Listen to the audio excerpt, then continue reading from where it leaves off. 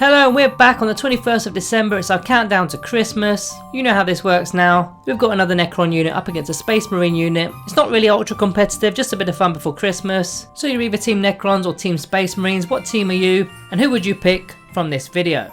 So Team Necrons are currently winning 11 points to 9. So there's only 2 points in it, but time is running out for the Space Marines. So today we've got the Skorpekh Destroyers going up against the Bladeguard veterans, so quite an anticipated comparison, so let's get on with it. So they're 35 points each, so it's a very fair comparison this time. I know in some of the past videos the points wasn't quite accurate enough, so we had to change the unit sizes and whatnot, but at least this one has a matching points cost. So let's begin with the stats. And long story short, movement with the Skorpekh Destroyers, 8 inches as opposed to the 6 inches with the Bladeguard veterans. They've got a better strength, they've got a better toughness and a leadership, so it's an easy victory there for the Skorpekh Destroyers. Now as for abilities, living metal, command protocols, reanimation protocols, all of those are going to have some sort of use, not so much with the reanimation protocols because it's quite difficult to bring back 3 wounded models. Then it's got hardwired for destruction, which is pretty decent when you're re-rolling hit rolls of a 1, not too bad. And as for the Bladeguard veterans, Angels of Death because they're a marine unit, and combat squads. So if you're taking 6 of them, you can split them up into 2 units of 3 during deployment. It's then actually got the Deathwing and Wolfguard keywords, which will interact with Dark Angels and Space Wolves if you're playing those. And finally, we're going to add here that they got the Storm Shields, which are a free upgrade. They're going to give them a 4+ invulnerable save and a +1 to their armor save, giving them a 2+ armor save overall. So for me, the abilities is definitely going to be won by the Bladeguard veterans. Now as for damage output, very similar to the Ophidian Destroyers with the Reap Blades and the Hyperphase Threshers. With a minion of 3 of them, you're going to get 3 attacks with a Reap Blade, strength 7, -4 AP, and it'll be 3 damage. And then 2 models will get the Threshers, which will get an additional attack, so it'll be 8 attacks in total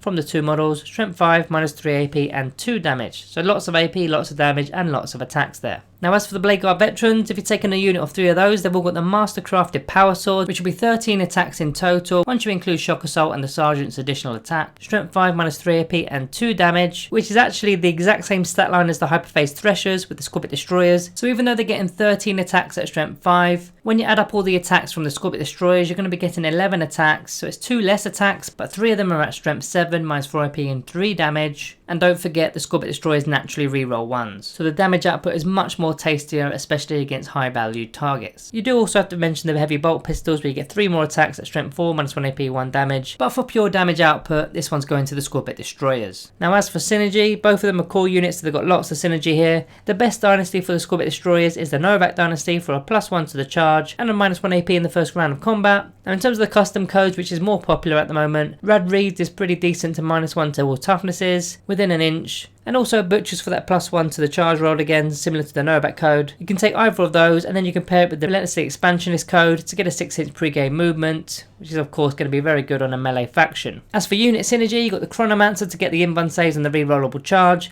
You got the Technomancer to be bringing models back each and every turn, and a Royal Warden if you wanted to fall back and still charge to ensure that you're fighting first. They're probably better off served going with a Command Barge for that My Will Be Done ability, because they can match the speed and they'll be hitting on 2s rerolling 1s. And Illuminus Ares is worth a mention here because you can be bringing models back, similar to the Technomancer, but you can also be augmenting them because they're a core unit now, so they can get a better strength, which could make those Reap Blades strength 8, or they can get a better toughness of toughness 6. Ballistic skill is not going to be that important, but you got 2 out of 3 chances there of getting something that you actually want. You got to mention the Silent King, he's also pretty quick and can do all the buffs to core units for the hit rolls and wound rolls. You got the Skorpekh Lord and the Locust Lord for that United in Destruction aura to reroll wound rolls of a 1. And finally we've got the Plasma Sight. Now I've actually missed out the Plasma Sight in some previous Destroyer videos. Somebody in the comments mentioned that I forgot about it, so I'm not going to forget it this time. It's a massive piece of synergy for the Skorpekh Destroyers in particular. When you're using the Infused Madness ability, each and every model in the unit is going to get a +1 to the strength and a +1 to the attacks, although they could get destroyed on a single roll of a 1. But if you actually check out the maths, it's still actually worth it, especially when you're going against a high valued unit. Now quite a while ago we did a maths video on how the Plasma Sight works with the Skorpekh Destroyers and all the maths and figures for that. If I remember, I'm going to put a link in the description and put a link in the top right of the page for you now if you want to check that one out. Then onto the stratagems, there's 2 in particular here. Disruption Fields to +1 to the strength, and then Whirling Onslaught, which is their unique stratagem. So it's going to be a -1 to wound these guys. It's actually very big when you deep it. When they've already got a toughness of 5 as it is, it's actually a huge stratagem. Now with the chapters for the Bladeguard veterans, there's 3 melee chapters in particular that I'd definitely be using Bladeguard veterans with, the Black Templars. They've got all sorts of new shenanigans with their Templar vows. You don't need the in-run save one because they've got the Storm Shield, but there's plenty of others to get extra hits and extra damage and all that kind of stuff. You got Blood Angels, so you got a +1 to the charge roll and a +1 to the wound roll, which is pretty good, and Space Wolves to be hitting on 2s in the first round of combat, as well as being able to heroically intervene as well. Unit wise, you want to be taking a Captain, using that Rites of Battle Aura to reroll hit rolls of a 1, or the Chaplain with all the litanies. With the Litany of Hate, just being able to reroll all the hit rolls is an obvious favourite there. The Apothecary can do all of the Apothecary stuff, 6+ Feel No Pain save, or he's going to be healing D3 lost wounds each turn,